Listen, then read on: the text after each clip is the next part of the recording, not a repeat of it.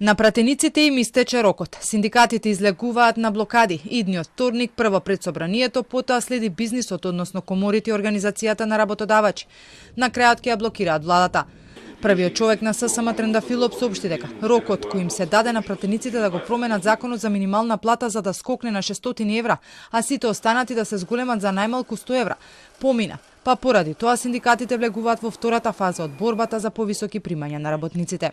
На 17 вторник, кога владата одржува седници, излегуваме да ја блокираме владата, ќе ги блокираме пристапите за да не може ниту еден представник на владата, започнувајќи од председателот на владата, па и министрите, да дојде на седница со удобните службени возила, со службените шофери и да присуствува на истата, да мора да помине пешки покрај работниците, да ги погледне во очи затоа што се срамат да ги гледаат работниците во очи. Паралелно, утре од ССМ ќе поднесат и иницијатива до собранието за измени на законот за плати на функционерите, со кој пресметката на нивните примања би се правела според минималната, а не согласно просечната како што е сега.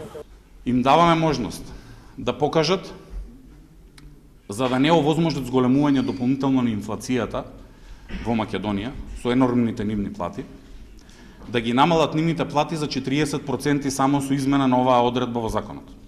Дополнително, да ги намалат коефициентите на сложеност за 40%, затоа што нивните плати во изминатите 2 години се зголемија за 80%.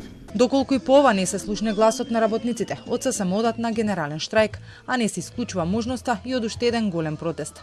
Министерот за економија Дурмиши пак и денеска го повтори истиот став кој го зборува со месеци.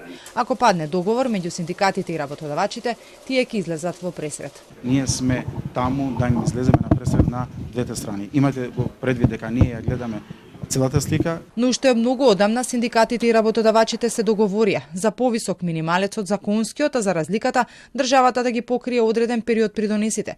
Сепак од ССМ вела дека, иако пружиле рака двете страни, третата, владата, не го поддржува ова. Минатата недела се одржа првиот протест на ССМ. Во меѓувреме, анализите покажуваат дека само Косово има пониска минимална плата од нас.